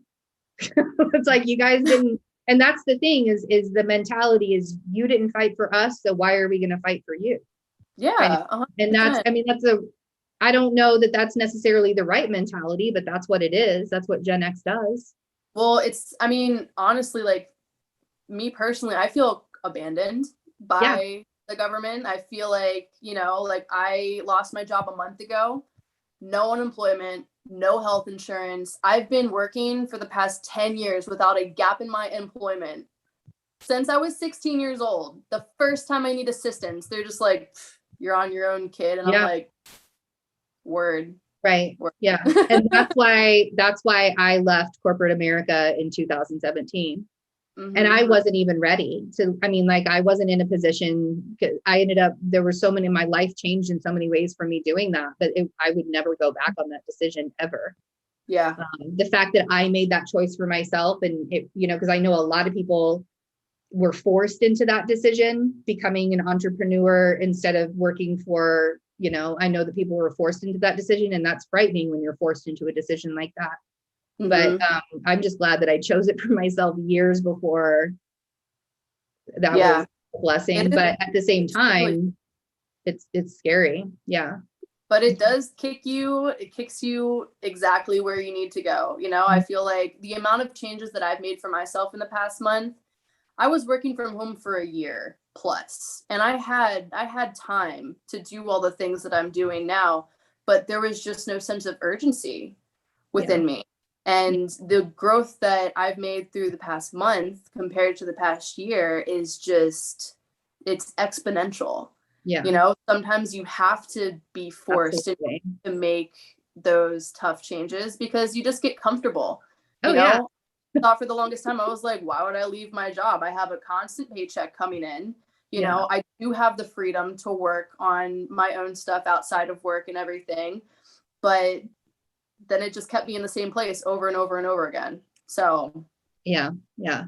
Well, and we have to sort of look at that as you know, because sometimes it can be the fear part isn't necessarily healthy, but the positive, you know, we can have that positive fear, because fear can be a great paralyzer or it can be a great motivator. Yeah. You just have to be the one that, because there are a lot of people that were in the same position as you during all of this, and they chose the fear. And like, man, the amount of homeless people that I see on corners now, it's like, and I go walking in the park that's near my house almost every morning. And I started bringing water bottles and hard-boiled eggs and apples and stuff like that and just leaving you know, plastic bags and stuff with notes on it, like breakfast, here's breakfast. Cause you know, people are sleeping under trees in the park and, you know, in the middle of the baseball fields and all of that. And it's more than I've ever seen in my whole life. And this is a really prosperous city. Kansas City is not, you know, we're not just a city that's, you know, on the edge of dying. It's a very prosperous city. So to see this, I can't imagine what New York looks like or LA. Oh my gosh. Yeah. It is really horrifying. And it really is, like, this whole country. Like, I wish that I just had a place for everybody to live in. You know what I mean? Like, I wish I could just build a really big hotel for like homeless people to like come and stay and get back on their feet. That's always been, maybe that dream will happen someday. Yeah. I don't know that I could be in charge of like all of the details at this point, but I would love to see something like that happen. Yeah, I think it's really important to understand that people who have like kind of fallen behind, it's not because they're not working hard. Exactly. Like, come on. Like, exactly. All the cards are stacked against us right now. Every single one. If you're in a really good position right now, you are blessed. Extremely blessed. Yeah. You know, like, absolutely. I think of that every single day. You know, I'm like, I'm without assistance, blah, blah, blah. But I was thinking about it the other night. I was like laying in bed and I was like, my bed is so comfortable. My dog is next to me. My daughter's down the hall. I have breakfast in the morning. Like, praise God. Yeah. I am like I Yeah. am well taken care of, you know? And and I have been homeless several times in my life. I've actually been homeless because and the reason why was I refused to stay in the environment that I was in. That's why I became homeless, because it didn't matter whether I had money or not. I wasn't staying where I currently was. Yeah. And even during a time of being homeless and living in like making enough money to be able to live in a hotel, because of the rules that they have behind, if you have an eviction, you're not going to find any housing when you have an eviction. And so many people have been evicted because of this pandemic. Yeah. And that Oh, gave God. and like the credit, like, that your credit score was not even a thing until the 80s. Like, they didn't even have a credit score until the 80s. And Scores are, yeah, it's just, it's fascinating to me that people are judged by a number based on how they pay their bills. yeah. And I mean, I used to be able to understand the concept of it, but now it literally is showing you that this country is not here to help people who are under a certain level of income at all. Yeah. At And all. being poor is really expensive because So those expensive. overdraft fees will get you. It's like a poor tax. Like overdraft fees are a poor tax. And I'm like, why are you punishing me for not making enough money to pay my bills? I was working a full-time job last year, and I still couldn't afford to live on my own. I'm living with my dad still.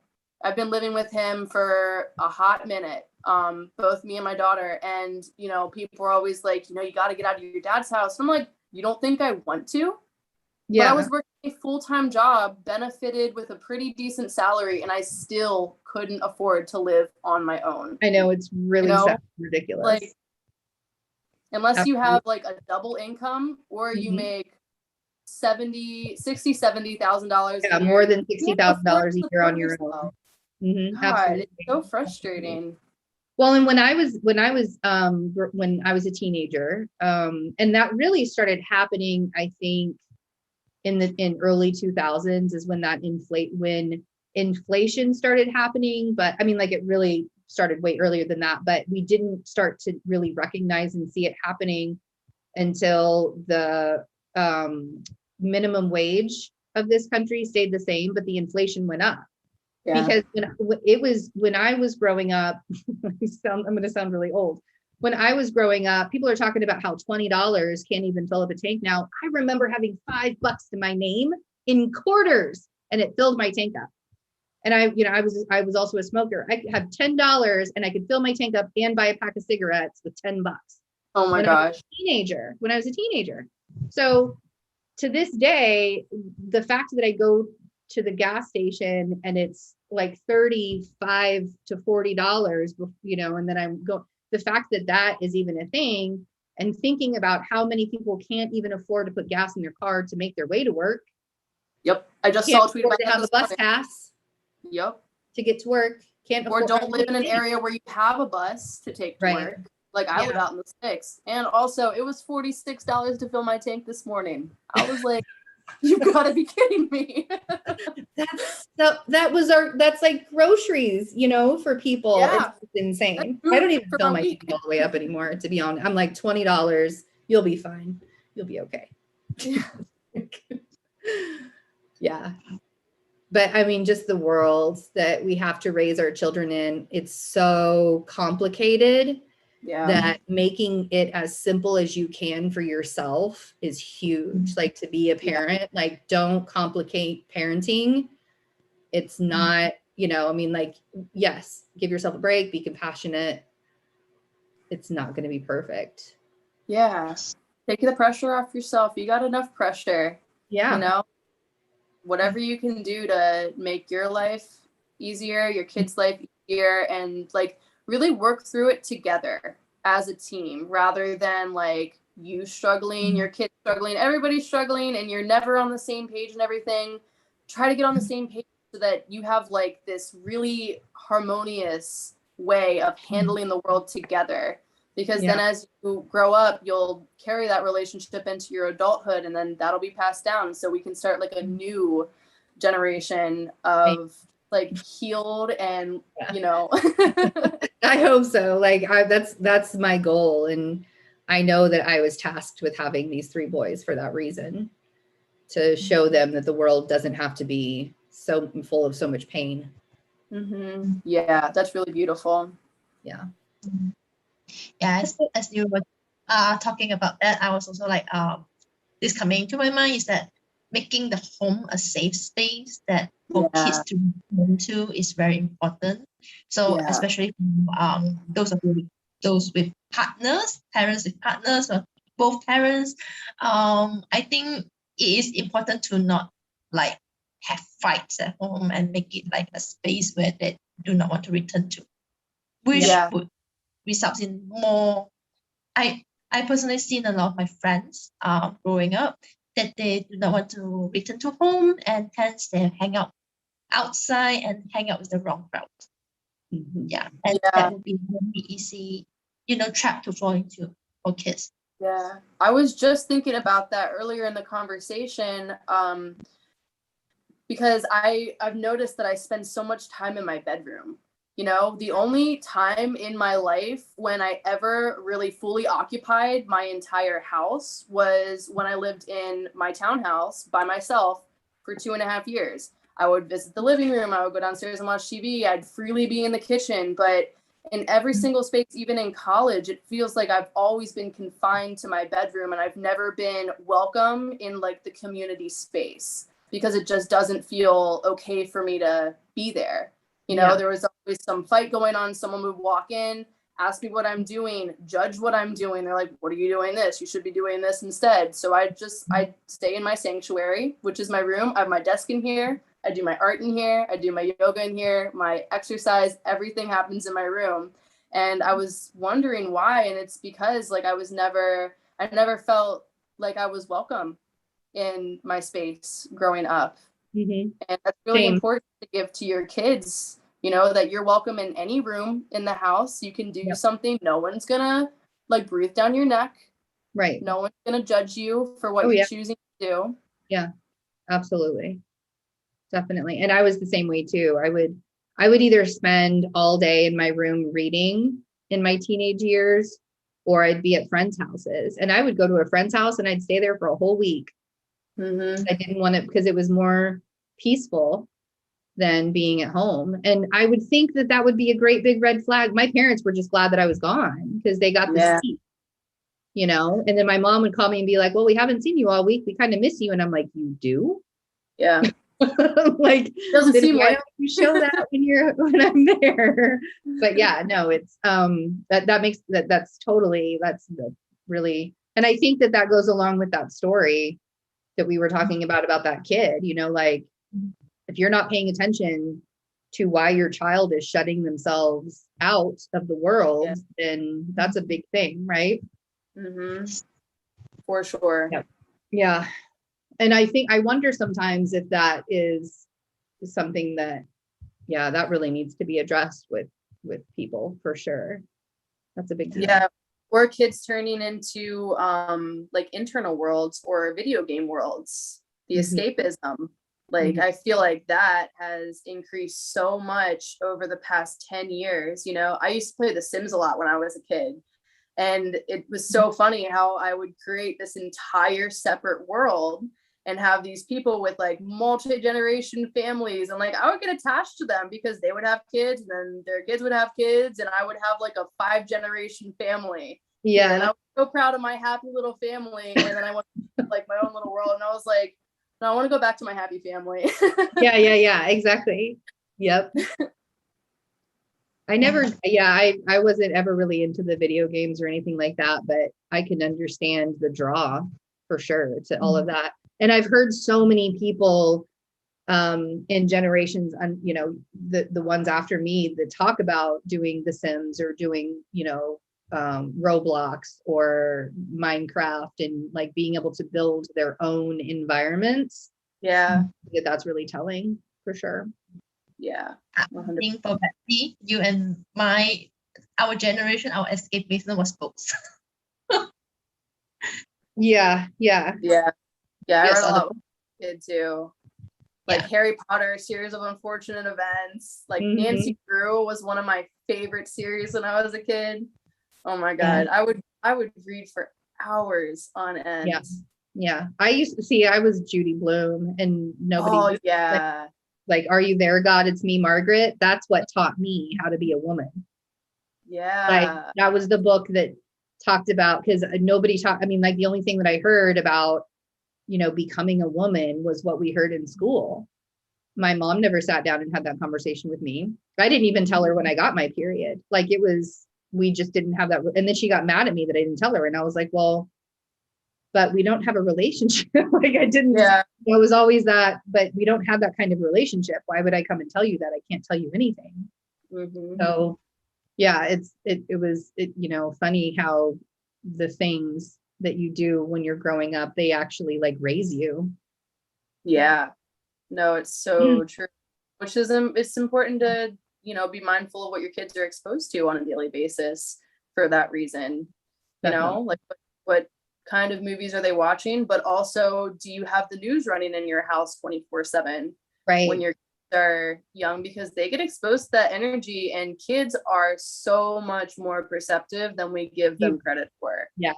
They know everything. Even if they don't understand the words, they understand the energy. If there's a man like Tucker Carlson screaming at the TV, like they're gonna get like a little anxious. I always get a little anxious whenever I hear Tucker Carlson. Oh yeah, it was always Rush Limbaugh for me. Every time I heard Rush Limbaugh, I was like, yeah. Like why?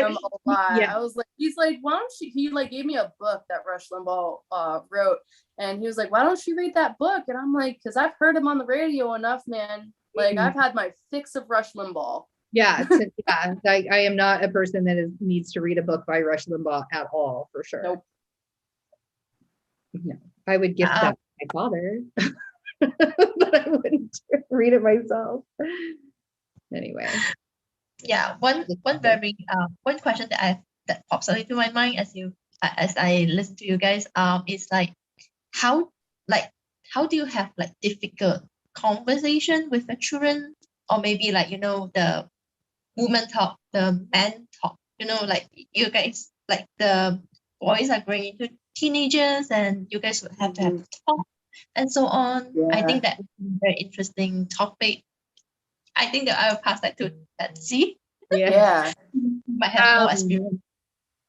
So my older boys had a very interesting experience because my ex-husband, when we were together, cheated on me and got another woman pregnant while we were together. And he and I, like, I've forgiven him for a long time ago. Like, we've always been able to raise the boys. There were some things that I recognized after the boys were adults that kind of harmed the children. We did put them in the middle when we shouldn't have. And that was something that I really had to reconcile with myself, that I was like, oh, wow, thank you for bringing that to my attention. I didn't realize. But because I stayed with my first ex-husband after that happened, I said, well, I'll stay for a year. Let's try and figure this out. Let's work it out. I'll be the stepmom. I'll do the thing. I'll, whatever I have to do to keep us together. Because I mean, I did love him and I wanted our boys to grow up with two parents, which is what most of us want, right? It's not all that it's ever going to be. And I did. I stayed for a year and the boys saw me do all of that. And then I ended up having to leave. And my ex-husband was very angry with me in the beginning when I left. And I was like, I did exactly what I said I was going to do. I stayed for a year to try and work on this, and then made the decision for myself that I couldn't stay anymore. And I was very bitter and very angry, but they had to witness all of that.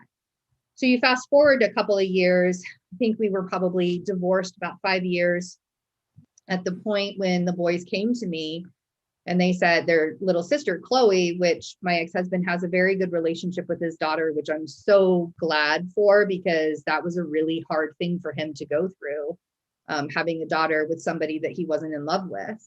And because you have that, you have a different kind of connection with the children that you have out of love than you do.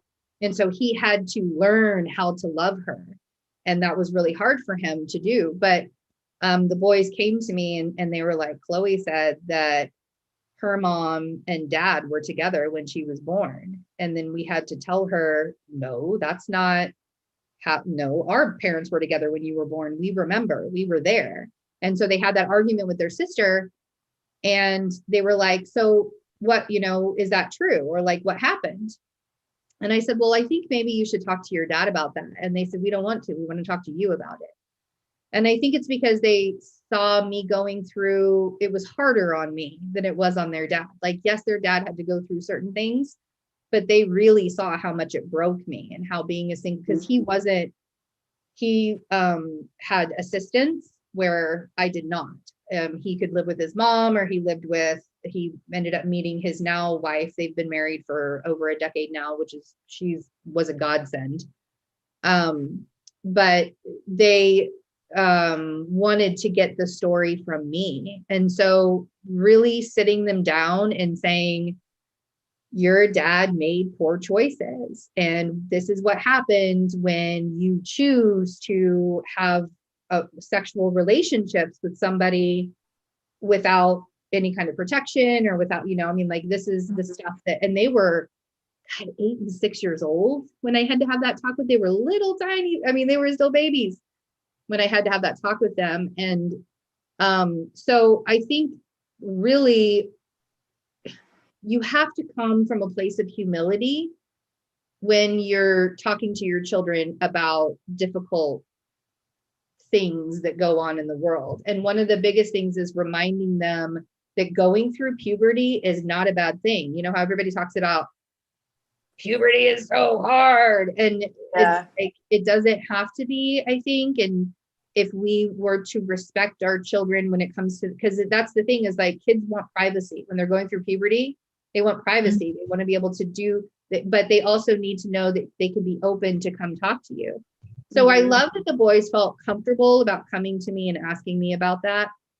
But at the same time, that's when I had to look at them, and we had to start talking about how to make choices in life.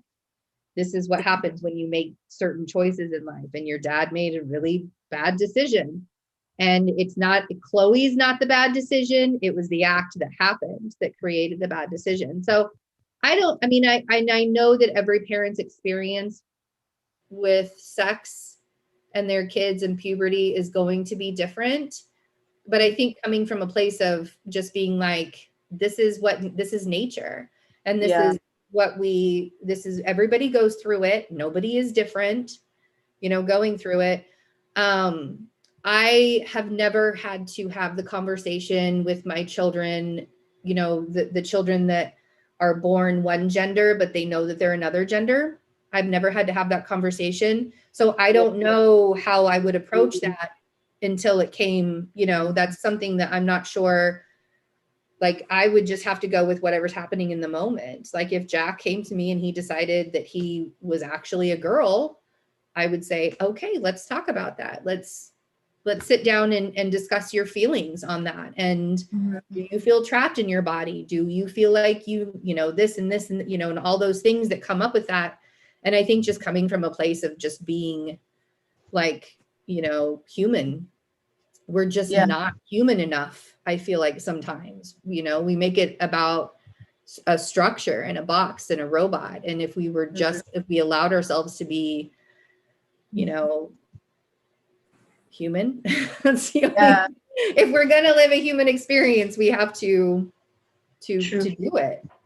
Yeah. I was thinking about protocol with like manners this morning, trying to instill manners into your children, because my daughter's father, it bothers me when he says this, but he always outlines it to Lucy as like, this is what nice girls do. And first of all, the nice girls thing drives me up the wall.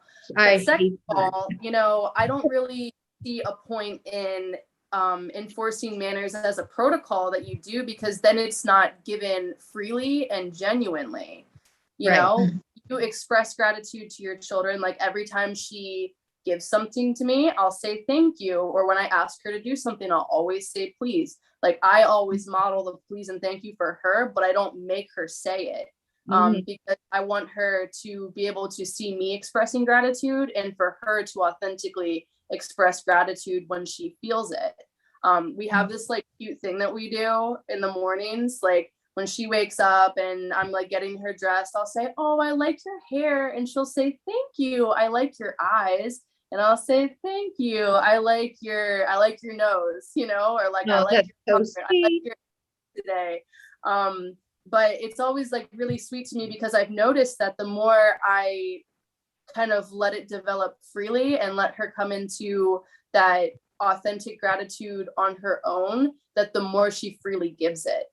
You know, when I make it something that she has to do, she's a Scorpio sun, she's a Leo moon and an Aquarius rising. You can't tell that kid shit. Okay, wait. I have to say this. My 8-year-old is a Leo sun, an Aquarius rising, and a Scorpio moon. So yeah, you can't tell him shit. No, yeah. Her entire life, it's always been like she would roll over when she wanted to. We taught her how to walk. She wouldn't do it. Then she decided one day she could walk. And then 2 days later she could run. And we're like, you could do this entire time. He was almost 5 when he finally decided he wanted to be potty trained. He was almost 5 because he was That's what we're struggling with right now because you know, don't push it. When she wants to do it, she'll do it perfectly, seamlessly. But when you're like, want to go to the potty, and she's like, no. But then one day I know she's just going to be magically potty trained, you know, but same way with gratitude and manners and, you know, trying to teach her how to be a good person, you know, like she has to learn how to do it on her own because that's just the way that she processes information. Yeah, exactly. That's so funny. Yeah, absolutely. Children need to be able to process stuff on their own for sure. Yeah. I love that. Yeah. And yeah, like I love how both of you like you know, getting your kids as like the natal chart and really understanding them from the aspect as well. Like I wish my mom would have done that for me and she would understand me so much more. Yeah. Well, you know, it's the one of the things that I really am learning myself is that to wish that your parent to be a different person is literally like a huge waste of time and energy, you know, because we really have to accept our parents for who they are and make our choices, you know, because, and that, I think that's a huge, gigantic thing that this world needs is to just accept people for who they are instead of trying to convince them to be somebody else. Yeah. The less expectations we have on anybody, including our parents, the more peace we're going to have. Yeah, 100%. And also the way that you grew up, even though it wasn't perfect in any way, shape, or form, that's what made you who you are. That's what sent you down this path of healing. You know, a lot of the work that I've done in healing has been predicated by having to right my own like behavioral wrongs. Yes. That's true. Thank you. I really love that. Okay, and I think we talked for about 2 hours. We talked a lot. I'm not surprised. I really love the conversation. So I really want to thank both of you for joining us, joining me today. Before we close, I would like to ask anything else to add about conscious parenting first. I don't even think, I think we touched on a lot of stuff. Yeah. Of everything. All the things that I have written down, I was like, check. Awesome. Then before we close, I would like to ask, like if you have any things that you would like to share with, you know, the audience, anything you'd like to promote, can feel free to use this space and, you know, talk a bit about that as well. Sam, go ahead and promote yourself. Go on. Please, Sam. Sure. Okay, so I am kind of new to the Akashic practitioner world, but I love doing it for people. I love connecting with people in this way, and it presents me with a lot of learning, and I just love to open the space for people to work through things on their own. So I think like working through these conversations has kind of given you an idea of who I am as a person and who I am as a healer and a guide, and how I'll help you kind of work through your own stuff without telling you what you should do. So that's just kind of my style.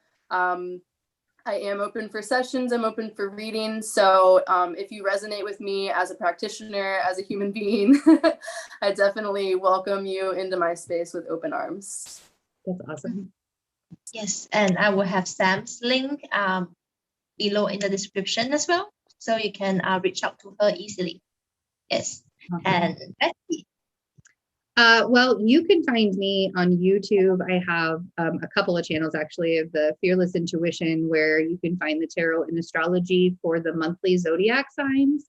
You can also become a member of that as well. And I also have a Love Soul podcast, which will be back up and running here pretty quickly, I think, in the next couple of weeks. So both of those channels on YouTube, and then you can find me on all the socials.